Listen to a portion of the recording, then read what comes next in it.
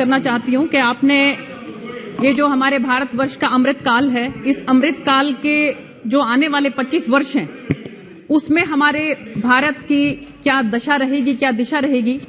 उसके बारे में जो ये बजट पेश किया गया है, ये इस अमृत काल का पहला बजट है जो कि सशक्त,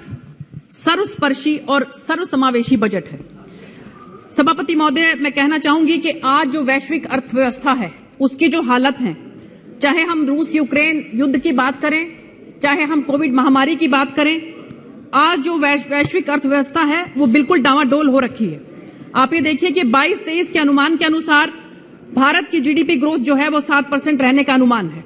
जो कि दिसंबर 2022 में आरबीआई के अनुमानित 6.8% से अधिक है। वैश्विक जीडीपी की ग्रोथ जो है वो 1.7% है और हम लोग कहां पर हैं आप देख सकते हैं। भारत की जीडीपी ग्रोथ जो है वो 6.6 रहने का आगे आने वाले समय में अनुमान है और भारत की अर्थव्यवस्था जो है वो बहुत तेजी से बढ़ने वाली अर्थव्यवस्था है, जिसको ब्राइट स्टार जो है वो विश्व में कहा जाता है। माननीय सभापति महोदय, अगर हम इन्फ्लेशन की बात करें तो जब भी हम किसी के साथ तुलना करेंगे तभी हम इस बात का अंदाजा लगा सकते हैं कि हम कहां पर खड़े, क्योंकि अगर हम देखें तो आज दुनिया की महंगाई दर जो है, इन्फ्लेशन रेट जो है वो भारत की 5.72 है और दुनिया में अमेरिका जो है, जिसको विकसित देश कहा जाता है, उसकी 6.50 है। ऑस्ट्रेलिया की 7.8% है, जर्मनी की 8.7% है, यूके की 10 से 11% है, टर्की की तो 60% है, रशिया की 12% है। तो आज ये सब अगर हम अपनी इन्फ्लेशन को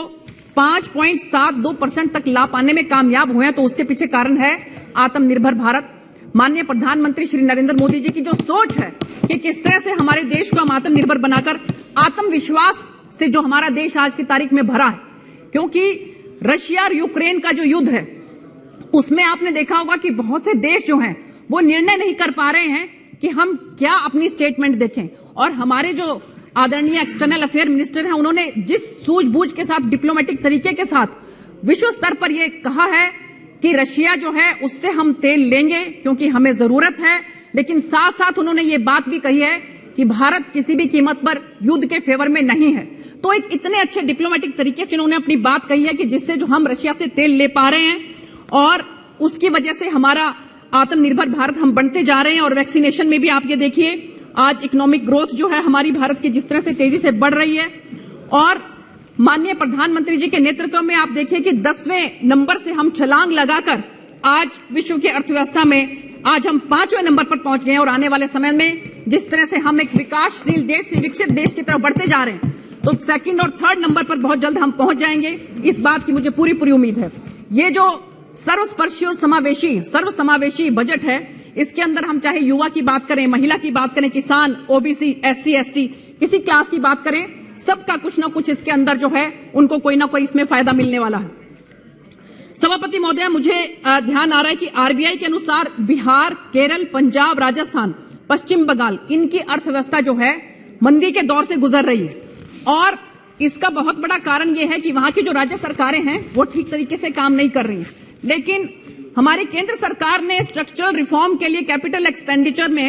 1 लाख करोड़ रुपया राज्यों को देने के लिए कहा है, ताकि छोटा किसान जो है उसको फायदा मिल सके और इसके लिए कोऑपरेटिव स्टोर जो है वहां पर बनाए जा सके, डिजिटल लाइब्रेरी बनाई जा सके और सेल्फ हेल्प ग्रुप में महिलाओं को मदद मिल सके, यूनिटी मॉल बनाए जा सके। और इसीलिए आपने देखा होगा कि किस तरह से हमारी जो अर्थव्यवस्था है वो दिनों दिन तरक्की कर रही है। माननीय सभापति महोदय, मैं याद दिलाना चाहूंगी कि लालू यादव जी जब रेल मंत्री होते थे तो 2008-9 में उन्होंने 37,500 करोड़ रुपए का बजट पेश किया था और 155 किलोमीटर के करीब उन्होंने कंप्लीट किया था रेलवे ट्रैक को। और उसके बाद 8-9 में उन्होंने 350 किलोमीटर। और उसके बाद जब ममता दीदी आई तो ममता दीदी ने यह क्लियर किया कि based on the review it is very clear that the unrealistically high targets set in the interim budget are not sustainable and warrant a mid-course correction। तो उस समय में उन्होंने क्या कहा था लालू जी ने, अभी हमारे गोपाल जी यहाँ बैठे हैं, तो उन्होंने कहा था कि गोपाल बाबू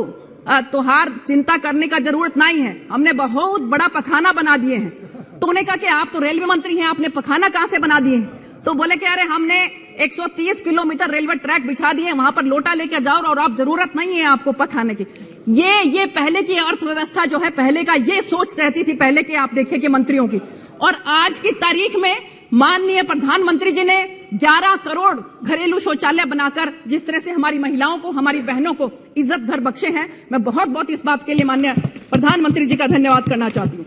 इसके साथ साथ आप ये देखिए, उन्होंने कहा कि हमें स्मार्ट सिटी का जरूरत नहीं है, हमें स्मार्ट गांव चाहिए। कहने को कह देते हैं, लेकिन जब वो थे तो उन्होंने स्मार्ट गांव बनाने के लिए क्या किया? आज स्मार्ट गांव बनाने के लिए 1 डिस्ट्रिक्ट 1 प्रोडक्ट की बात करें, चाहे हम कोऑपरेटिव स्टोर्स की बात करें, चाहे हम मिलेट्स के लिए बात करें, इंटरनेशनल ईयर ऑफ मिलेट्स इसको बनाया गया है। क्योंकि हमारे प्रधानमंत्री जी की सोच ये है कि जो हमारा गरीब किसान है उसको मदद मिलनी चाहिए। और इसलिए आप देखिए कि G20 कंट्रीज के जितने भी देश के यहाँ पर प्रतिनिधि आ रहे हैं, वो लोग पूरे हिंदुस्तान के अंदर जगह जगह जाकर घूम रहे हैं और उनको जगह जगह मिलेट्स जो है वो परोसा जा रहा है और बहुत खुश वो अपने आप को महसूस कर रहे हैं। तो जब तक आपकी सोच ये नहीं होगी कि गांव वालों को कैसे आगे बढ़ाया जाए, तब तक आप कैसे, और एक बल्कि कल सवाल भी पूछा जा रहा था माननीय मंत्री जी से, तो वो क्या स्मार्ट सिटी 100 स्मार्ट सिटी जो बनाए जा रहे हैं, बल्कि मैं भी आपके माध्यम से पूछना चाह रही हूँ कि स्मार्ट सिटी जो है 100 के लिए तो प्रोविजन रखा था, लेकिन आगे इंक्लूजन और कैसे होगा इसके बारे में अगर वो बताएं तो बहुत बेहतर रहेगा कि क्या उसके लिए स्मार्ट सिटी का स्मार्ट होना जरूरी है, या कि प्रतिनिधि का स्मार्ट होना जरूरी है, या कि वहां के लोगों का स्मार्ट होना जरूरी है। तो ये स्मार्ट सिटी के लिए क्या क्राइटेरिया है, ये अगर वो बताएं तो आपके माध्यम से मैं पूछना चाहती हूँ। इसके साथ साथ मैं बात करना चाह रही थी माननीय सभापति महोदय कि पिछले दिनों मुझे जो है पंजाब में जाने का मौका मिला, लुधियाना में गुरुओं की धरती है, और वहां पर जिस तरह से लोग जो हैं आज की तारीख में बहुत ज्यादा परेशान हैं, क्योंकि सिक्योरिटी के मामले में चाहे हम देखें, चाहे वहां पे अर्थव्यवस्था के मामले में हम देखें, क्योंकि मेरा जो लोकसभा है वो बिल्कुल बॉर्डर पे आता है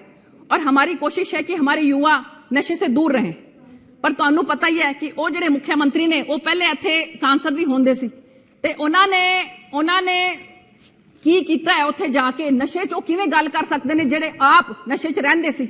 ਤਾਂ ਇਸ ਕਰਕੇ ਮੈਂ ਤੁਹਾਨੂੰ ਰਿਕੁਐਸਟ ਕਰਦੀ ਹਾਂ ਕਿ ਪੰਜਾਬ ਦਾ ਜਿਹੜਾ ਹੈ ਉਹ ਸੈਂਟਰ ਦੀ ਸਰਕਾਰ ਹੈ ਉਹ ਧਿਆਨ ਰੱਖੇ। ਉਹ ਗੁਰੂਆਂ ਦੀ ਧਰਤੀ ਹੈ ਤੇ ਉੱਥੇ ਲੋਕੀ ਜਿਹੜਾ ਨਾ ਉਹ ਬੜਾ ਚਾਹੁੰਦੇ ਨੇ ਕਿ ਉਹ ਹਰਿਆਣਾ ਚ ਆ ਕੇ ਆਪਣਾ ਬਿਜ਼ਨਸ ਕਰ ਸਕਣ। ਤਾਂ ਇਸ ਕਰਕੇ ਮੈਂ ਕਹਿ ਰਹੀ ਸੀ ਕਿ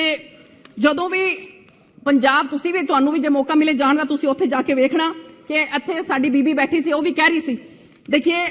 सरकार ने जो एक्स्ट्रा लॉन्ग स्टेपल कॉटन के लिए कहा है, अगर क्योंकि मेरा जो इलाका है वहां पर भी कॉटन बहुत ज्यादा उगता है, तो आप देखिए यहाँ पर सभापति महोदय कि उसको पीपीपी के माध्यम से वहां पर प्रोडक्शन जो है हमारी आज की तारीख में 3,50,000 से 4 लाख बेल्स होती है, और एक बेल जो है वो 170 किलोग्राम के बराबर होती है, और हमारी 1 मिलियन की जो है हमारी कंजम्पशन है। आप ये देखिए तो कम से कम भी आप अगर मान के चले 6 लाख बेल्स जो है हमें इंपोर्ट करने पड़ते हैं। सरकार की ये कोशिश है कि एक्स्ट्रा लॉन्ग स्टेपल कॉटन जो है पीपीपी के माध्यम से वहां पर बढ़ाया जाए ताकि हम लोगों को इंपोर्ट ना करना पड़े। मैं चाहती हूं बीबी हरसिमरत कौर भी सी, ਅਸੀਂ ਵੀ ਮੇਰਾ ਵੀ ਜਿਹੜਾ ਇਲਾਕਾ ਉੱਥੇ ਕਾਟਨ ਬਹੁਤ ਜ਼ਿਆਦਾ ਉਗਦੀ ਹੈ, ਤੇ ਉੱਥੇ ਜੇ ਆਪਾਂ ਇਹ ਕਰਾਂਗੇ ਤਾਂ ਸਾਡੇ ਕਿਸਾਨਾਂ ਨੂੰ ਬਹੁਤ ਲਾਭ ਮਿਲੇਗਾ।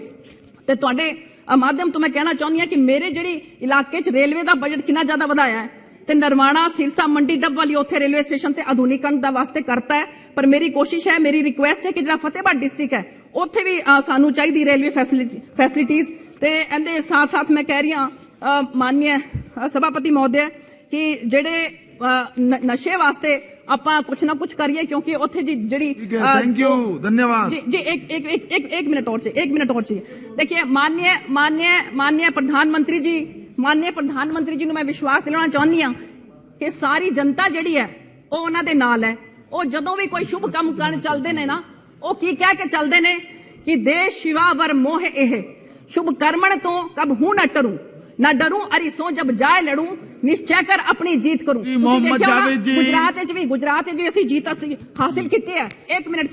के लिए अभी पिछले दिनों कांग्रेस के लोग जो है बार चिल्ला रहे हैं और क्या क्या बोल रहे हैं उनके बारे में, लेकिन जिस तरह से माननीय प्रधानमंत्री जी ने काम किया है, तो मैं अंत में एक बात कहना चाहूंगी, अंत में सभापति महोदय, कि कैसे मंजर सामने आने लगे हैं, गाते गाते लोग चिल्लाने लगे हैं, वो सलीबों के करीब आए तो हमको कायदे कानून समझाने लगे हैं। बहुत बहुत धन्यवाद सभापति। सर आपका बहुत बहुत शुक्रिया करना चाहता हूं।